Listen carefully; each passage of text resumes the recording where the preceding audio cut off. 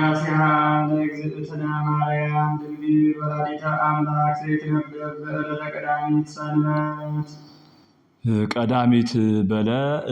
ቀደም በብሉይ የኸብርዋ ስለዝነበሩ አንድም ዛሬ ቀዲማ ለሙ ቀዲማ ስለተውዕል ቀዳሚት በለ በዚህ ዕለት እመቤታችን ብርሃን ለቢሳ ብርሃን ተጎናጽፋ አእላፍ መላእክቲ ጻድቃን ሰማዕታት በቅድሚት በድሕሪት በየማን በጸጋም አኸትላት መጽእ ናይ ብርሃን ድንኳን ይትከል ናይ ብርሃን ዙፋን ይዝርጋሕ ወተቀሚጣ ሰላም ለከ ኦ ኤፍሬም ፍቁርየ ወፍቅረ ወልድየ መጻኢኩ ሀቤካ ከመ ትወድሰኒ ዮም በዛቲ ዕለት ትብሎ ንሱ ከዓ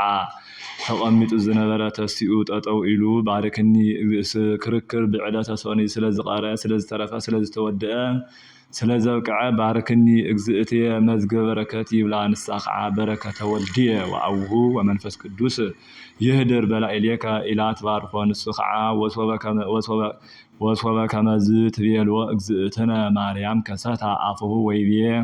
ንጽሕት ወብርህት ኢሉ እስከ ፍጻሜ ሰተት የቢሉ ያብጽሐላ ውዳሴ በቀዳሚት ውዳሴ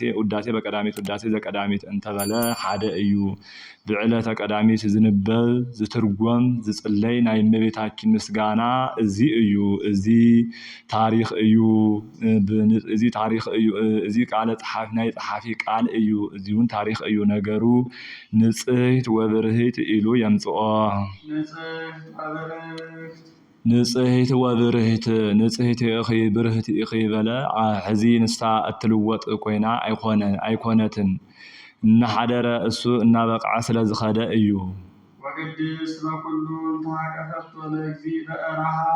ወቅድስት በኩሉ ስብህት በአፈ መላእክት ወሰብእኺ ወኩሉ ፍጥረት ይትየስሑ ምስሊሃ እንተሃቀፈቶ በእራሃ እንተሃቀፍክዮ ክብል እዩ ጌታ ንጎይታ ብግና ዕድኪ ሓቀፍኪ ሕዝክዮ እኺ ብናይ ደቂ አንስትዮ ልማድ ደቂ አንስትዮ ብህፃናት ናላ ከይወርዶም ኢሎም ሓቂፎን ብኢደን ሓቂፎን ከም ዝሕዛኦም ወኩሉ ፍጥረት ይትፈስሑ ምስሊሃ ምሳኺ ፍጥረት ኩሉ ምሳኺ ደስ ይብሎም ከማኺ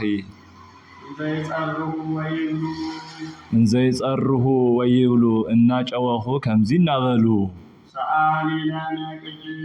ሰአሊ ለነ ቅድስት ሽልምቲ በቅድስና ንጽህቲ በድንግልና እግዝእትነ ማርያም ጸጋኡን ክብሩን ጸጋኡን ከምዚ ካብ ዝገብር ወድኺ ጸጋኡን ክብሩን ከሓድገና ለምንልና ፍልጠቱን ምስተዓሉን ጥበቡን ኣብ ልብና ይሕድርልና ሰአለልና ተፈስሒ ወምልእተ ጸጋ ናይ ክብሪ ጸጋ ዝተመልአኺ እግዝእትነ ማርያም ተፈስሒ ደስ ይበልኪ ተፈስሒ እስመ ረከብኪ ሞገሰ ተፈስሒ እግዚአብሔር ምስሌኪ ተፈስሒ እስመ ረከብኪ ሞገሰ እግዚአብሔር ካብ ስጋኺ ስጋ ካብ ነፍስኺ ነፍሲ ነሲኡ ካባኺ ሓደ አካል ሓደ ባህሪ ምስኾነ ናይ እናትነት ጸጋ ክብሪ ስለዝረኸብኪ ተፈስሒ ደስ ይበልኪ አንድም ተፈስሒ ደስ ይበልኪ ነገር ንምጽናዕ ሰለስቲኦን ሰለስትነትን ሓድነትን ንምርዳእ ሓሰስኩ ገጸከ ገጸ ዚአከ ሓሰስ እግዚኦ ወኢትም ይጥገጸከ እምኔየ ከም ዝብል አንድም ናይ ንጽሐ ስጋኣ ናይ ንጽሐ ነፍሳ ናይ ንጽሐ ልቦናኣ ምሳሌ አስተበጽእ እበየኪ ወግርምት ድንግል ናስተበጽእ እበየኪ ወግርምት ድንግል ግርምቲ እመቤታችን ስለዚህ ክብርኺ ጽቡቅ ድንቂ እናበልና ነመስግን ግርምትነቷ ምግራማ በመናፍቃን በአጋንንቲ እዩምበር ባባናስ ግርምቲ አይኮነትን ወንፌኑ ለኪ ፍስሐ ምስለ ገብርኤል መልአክ ምስ ገብርኤል ከም ገብርኤል ምስ ገብርኤል ኮይና ምስጋና ነቅርበልኪ እስመ እንፍሬ ከርስኪ ኮነ መድኃኒተ ዘመድነ ናይ ማህፀንኪ ፍሬ ኢየሱስ ክርስቶስ መድኃኒትና ስለዝኾነ አንድም ናይ ማህፀንኪ ፍሬ ኢየሱስ ክርስቶስ ናይ ባህሪና ድሕነትና እዩ ናብ እግዚአብሔር የቅረበና ናብ እግዚአብሔር በለ ምሳብኡ አተዓረቀና ሓደ ገበረና ሰአሊ ለነ ቅድስት ንሳብኡ ሓደ ካብ ዝገበረና ወድኺ ንጽህቲ ብድንግልና ሽልምቲ ብቅድስና እግዝእትነ ማርያም ጸጋኡን ክብሩን ከሓድገና ለምንልና ምስጢሩን ጥበቡን ኣብ ልቡና ይሕደረልና ሰአለልና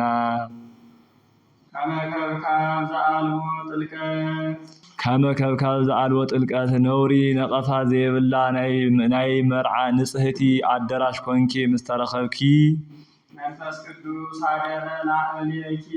መንፈስ ቅዱስ እንተሓደረኪ አንድም መንፈስ ቅዱስ ካብ ሰለስተ ነገራት ከልከለኪ አንጽሐኪ ሓለወኪ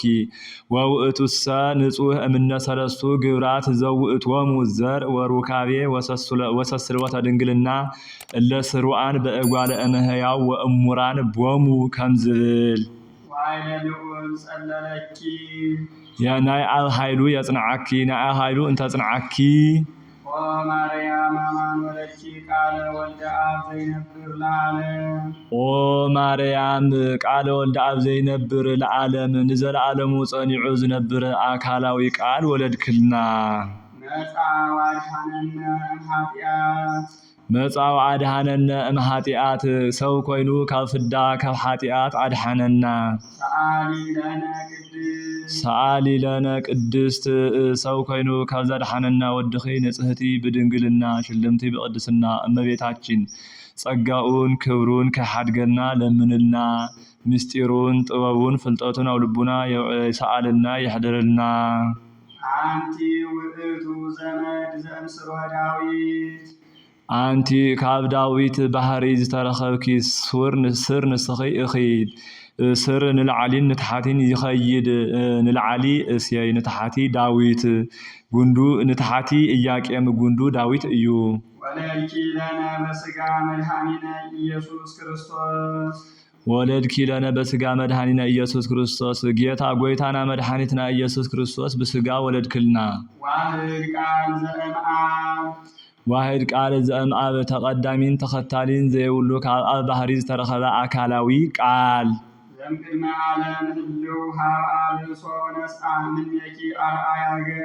ቅድመ ዓለም ህቡእ ቅድመ ዓለም ስውር ዝነበረ ህቡእ ዝነበረ ንሱ ካልኣይ እውን በዓሉ ህቡእ እንተተባሃለ ከብረ ተለዓለ ሓየሰ ወረሰ ነግሰ ምባል ገንዘብ ገበረ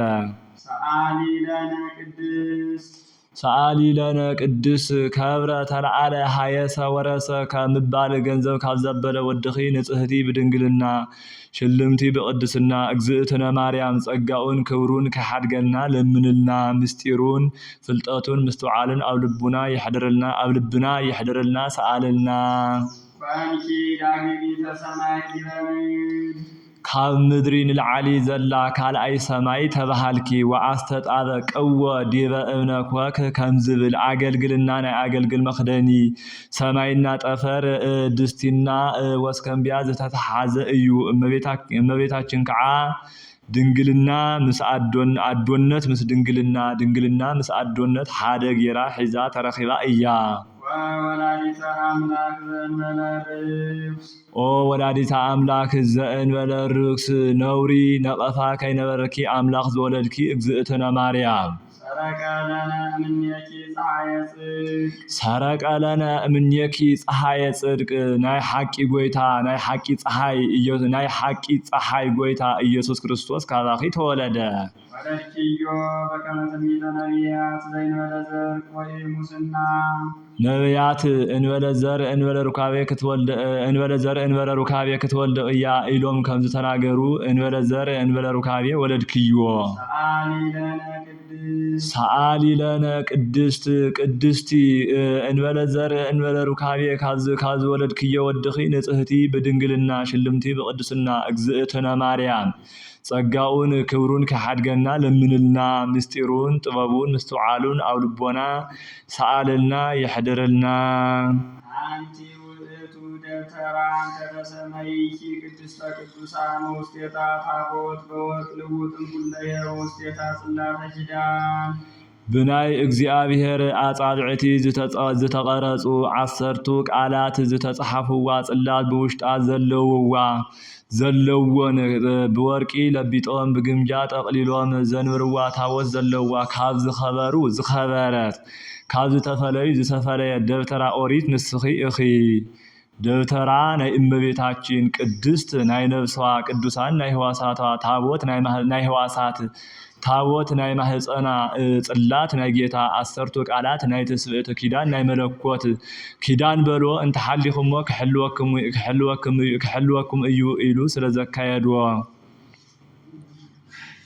كحلوكم إلى سلزكايدو عندم دفترا أيلوطن قدست ناي محصن وقدسان ناي نفسان ناي سغاتاوت ناي لبونا صلات ناي جيتا 10 ቃላት ኪዳን አንድ ወገን ሓደ ወገን በመንፈስ ቅዱስ ተገለጸሉ ምስጢር ምሳሌ ዝተሓበአ መና ዘለዋ ናይ ወርቅ መሰው በውሽጣ ዘለዋ ደብተራ ኦሪት ንስኺ እኺ መስወብ ናይ እመቤታችን ወርቂ ናይ ንጽህና ናይ ቅድስና መናሃቡ ሓደ ወገን ናይ ጌታችን ናይ ጎይታና መድኃኒትና ኢየሱስ ክርስቶስ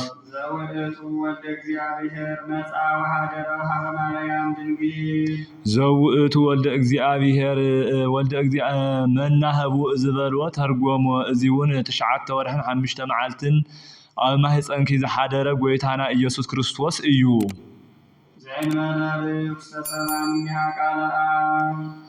ዘእንበለ ርኩሰታ ሰብአ እምኔሃ ቃለ አብ ነውሪ ነቀፋ ካይነበራ ጌታ ካብአ ሰብ ኮነ ወወለደቶ ውስተ ዓለም ለንጉሰ ስብሃት ናይ ክብሪ ዘለዎ ናይ ክብሪ ዘለዎ ንጉስ ጎይታ በዚ ዓለም ወለደቶ ሰብ ኮይኑ ካብ ፍዳ አድሓነና ናይ ነባቢ በግ አዲኡ እመቤታችን ትትፈሳህ ደስ ይብላ ዘይናገሩ አባግ አለውና ካብአቶም ክፈሊ አንድም ሰባቱ አጽራሃ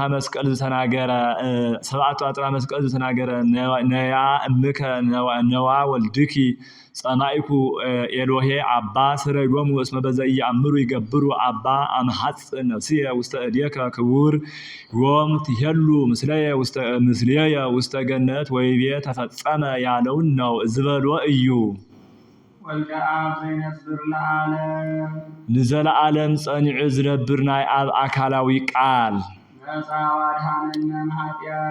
ነፃ ወአድሃነነ እምኃጢአት ሰብ ኮይኑ ካብ ኃጢአት ካብ ፍዳ አድሃነና ሰአሊ ለነ ቅድስት ካብ ፍዳ ሰብ ኮይኑ ካብ ፍዳ ካብ ዘድሃነና ወድኺ ንጽህቲ በድንግልና ሽልምቲ በቅድስና እግዝእትነ ማርያም ጸጋኡን ክብሩን ከሐድገልና ለምንልና ምስጢሩን ምስተውዓሉን ፍልጠቱን ኣብ ልቡና ይሐደረልና ሰአለልና ክርስቶስ ንጉስ እሞ ምበለ መቃንዐ ነይሩ ናይ ክርስቶስ ንጉስ አዲኡ ተባሃልኪ نعو مسولدكيون بدنجلنا نبركي امدهر ولدت أملاك تدمرت مثل يوسف زلو منافقان سلزلو كهذا كفلي هاراتك أيوم صبوق بزخانة مستير نعمانير ولدكيو سلازي نجر بزي ملوات طبع حلوكي بزي ملوات كاز حلوكي ودخي نصهتي بدنجلنا شلمتي بقدسنا اجزئتنا مريم ጸጋውን ክብሩን ከሐድገልና ለምንልና ምስጢሩን ጥበቡን ፍልጠቱን ኣብ ልቦና ይሐድርልና ሰአልና አንቲ ወለቱ ሰዋስው ዘርእየ ያዕቆብ እግዚአብሔር ማእልየው አንቲ ውእቱ ሰዋስው ዘርእየ ያዕቆብ እግዚአብሔር ላእልየው እግዚአብሔር በአምሳለ ንጉስ ተቀሚጥዋ ያዕቆብ ፍኖተ ለዛ ብናይል ወዛ መንገዲ ዝረአያ መሳልል ንስኺ እኺ በመሳልን ንስኺ እኺ እዚማ ተናግርዋ አይነበረን ስለምንታይ ደገሞ እንተይልና እግዚአብሔር ላእልየው ለማለት አንድም ለራእዩ ዝረአዮ ቀዳም ዝተፈጸመ ሰሉስ ስለዝኾነ አፍቲውን አብዚውን ሰዋስው በለ ስመጽወርኪ በከርስኪ ህቱም ዘይትዓወቅም ኩለየ ቅድሚ ንዕኡ ሰው ካብ ምዃኑ ንቅድሚ ሰው ምዃኑ ሰውን ምስ ከኾነ ብዘይምርመር ማህፀንኪ ወስቲንክዮ እኺ ወአንቺ ለነ ሰአሊተ እግዚእነ ኢየሱስ ክርስቶስ ንዓኡ ካብ ምጽናስ አቀዲምኪ ንዓኡ እንድሕር ምውላድኪ ብዘይምርመር ማህፀንኪ ወስቲንክዮ እኺ ዘተሰማ ምንየኪ በእንተ መድኃኒትነ ንዓና ንምድሓነ ካባኺ ሰብ ኮነ ሰአሊ ለነ ቅድስቲ ንዓና ንምድሓን ሰብ ካብ ዝኾነ ወድኺ ንጽህቲ ብድንግልና ሽልምቲ ብቅድስና እግዝእትነ ማርያም ጸጋውን ክብሩን ከሓድገልና ለምንልና ምስጢሩን ፍልጠቱን ምስተዋዕልን ኣብ ልቦና ይሕድርልና ሰአልልና ናሁ እግዚእ ወፃእ እምኔኪ ወጉርክት ጽርህ ንጽሕት ናሁ እግዚእ ወፃእ እምኔኪ ጽርህ ንጽሕት እመቤታ እግዝእትነ ማርያም እንሆ ጌታ ካባኺ ሰብ ኮነ ንዓኣ ብመርዓት እንተመሲልዋ ንዓኡ ከዓ ብመርዓዊ ስለዝምስሎ አንድም ጽርህ ንጽሕት ዘምልኪያስ ክብል እዩ ያድህን ኩሎ ዓለም ዘፈጠረ በሳህሉ ያድህን ዘፈጠረ በእበየ ሳህሉ ያድህን በእበየ ሳህሉ ኢሉ ይገጥሞ ብርሕራሄኡ ብበዝሒ ርሕራሄኡ ዝፈጠሮ ብበዝሒ ይቅርታው ብበዝሒ ምሕረቱ ከድሕኖ ሰብ ኮነ እንሆ ጌታ ካባኺ ሰብ ኮነ ንሰብሖ ወንወድሶ እስመ ውእቱ ብሔር ወመፍቀሬ ሰብ ፍጹም ምስጋና ነመስግኖ እስመ ውእቱ ብሔር ወመፍቀሬ ሰብ ንሱ ለዋህ ቸር ቅዱስ ርኅሩህ ሰብ መፍቀሪ እዩ ሰአሊ ለነ ቅድስት ፈታዊ መፍቀሪ ሰብ ካብ ዝኾነ ወድኺ ንጽህቲ ብድንግልና ሽልምቲ ብቅድስና እግዝእትነ ማርያም ጸጋኡን ክብሩን ከሓድገና ለምንልና ምስተውዓሉን ፍልጠቱን ኣብ ልቦና ይሕድርልና ሰአልልና ተፈስሒ ኦ ምልዕተ ጸጋ ድንግል ዘእንበለ ርኩስ ተፈሲ ኦ ምልዕተ ጸጋ ድንግል ዘእንበለ ርኩስ ነቐፋ ዘየብልኪ እግዝእትነ ማርያም ጸጋ ናይ ክብሪ ጸጋ ዝተመልአኺ ተፈሲ ደስ ይበልኪ ዘህብት ንጽሕት ክብረ ኩሉ ዓለም ናይ ዓለሙ ኩሉ ክብሪ ትኾኒ በለ ልሁክታት ዝብሎም ብርጭቆ ጣሳ ሞ ብርሌ እዮም እዚኣቶም ቤት ሰሪሖም ትኪ ኣብ ዘይተከሉ ትቢያ ኣብ ዘይበነሉ ኣብ ንጹህ ቦታ ርስሓት ከየባላሽዎም ኣብ ንጹህ ቦታ የንብርዎም ምስ ወረዱውን ኣብ ክቡራን ኢድ ይውዕሉ ንሰታይ ንኣስታይ ንሰታይ ክብሪ እዮም እዚ ምሳሌ እዩ ቤት ሰሪሖም ማህደር ሰፊዮም ኣብ ንጹህ ቦታ ከም ዘንብርዎም እመቤታችን ከዓ ኣብ ቤተ መቅደስ 12 ዓመት ስለዝነበረት ምስ ወረዱ ኣብ ክቡራን ኢድ ከም ዝውዕሉን እመቤታችን ከዓ ዕለት ጸጋ ክብሪ ስለዝወሃባ ንኣስታይ ክብሪ ከም ዝኾኑ ስላሴ ባና ቃል ምስጋኖም በበኣ ምኽንያት እዩ ንሰታይውን ክብሪ ከም ዝኾኑ ንሕና ካብ ስላሴ ልጅነት ካብ ስላሴ ቁልዕነት ምርካብና በበኣ ምኽንያት እዩ አንድም ልሁክተ ኤልሳ ንስኺ ኤልሳ ህፃና መምህሩ ኤልያስ ኣብ ቦትኡ ኣብጽሑ ክምለስ ከሎ ህፃናት ኣብ መንገዲ ጸኒሖም ውፃእ በራህ ውፃእ መላጣ በልዎ ንሱ ከዓ ታናዲዱ ክልተ ድባት ዓሊዕሉ 40 ክልተ ህፃናት የወድአ ንዓኣቶም ሰውድአ ዛዓዲ ዚኣስ ከመይ ዝበለት ዓዲ እያ ኢሉ ጠየቀ ሰናይ ንብረታ ለዛቲ ሃገር ዛዓዲስ ከም ዝትርያ መልካም ዓዲ ነበረት ግን ወማይ ብሔራሰ ህሱም ውእቱ ናይ ዛዓዲ ማይ ግን ክፉ እዩ ወላድ እንተሰትያቶ መኻን ይገብራ መኻኑን እንተሰትያቶ ልባ በጽቢጹ አንጀታ በአንጀታ ልባ አፍሲሱ አንጀታ በጽቢጡ ይቃትላ ከምዚ ዝበለት እያ በልዎ እስኪ ኣብ ሓድሽ ሽክና ማይ ጌርኩም ጨው አይትኹም አምጽሎ ይበሎም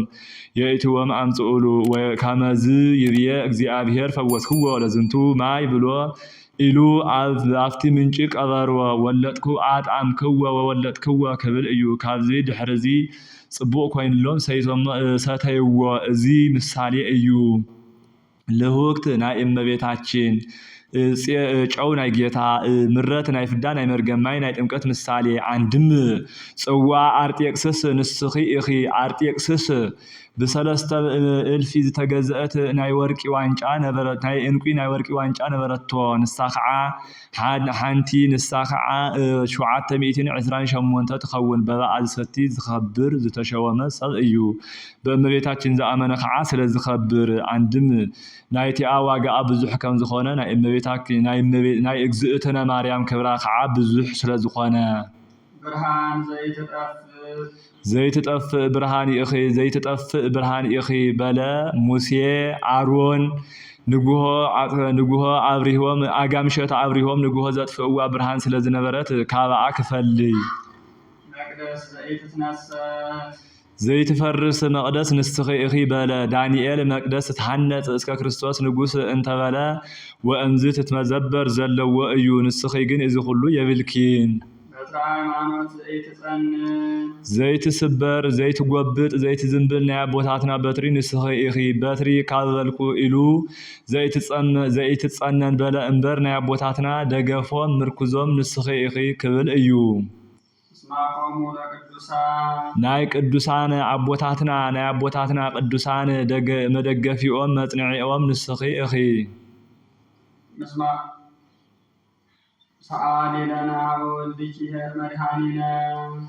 ሰው ፈታዊ ካብ ዝኸውን ወድኺ ይቅርታውን ምሕረቱን ለምንልና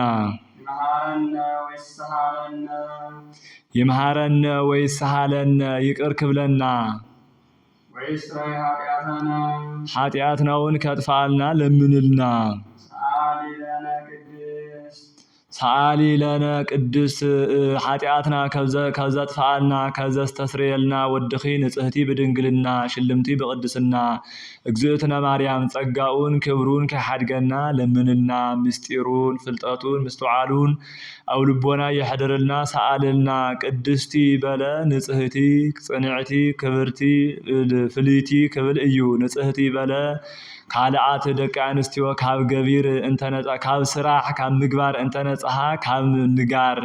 ካብ ምንጋር እንተነጻሃ ካብ ሐሳብ አይነጻሃነ እመቤታችን ግን ካብ ገቢር ካብ ምግባር ካብ ምንጋር ካብ ሐልዮ ካብ ሐሳብ ንጽህቲ እያ ከጽንዕቲ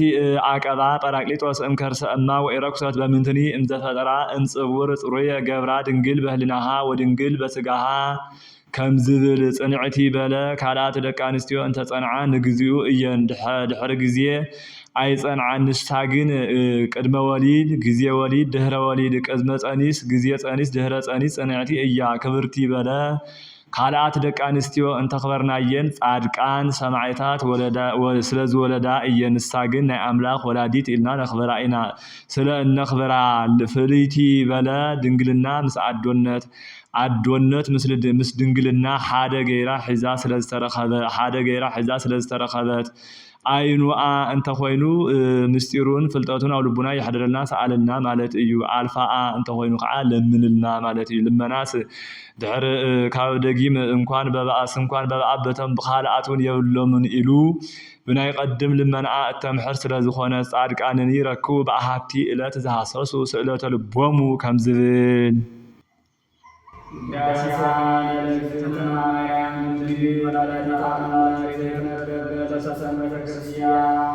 ውዳሴሃ ለእግዝእትነ ማርያም ድንግል ወላዲተ አምላክ ዘይትነበብ በዕለተ ሰንበተ ክርስቲያን ማንሻ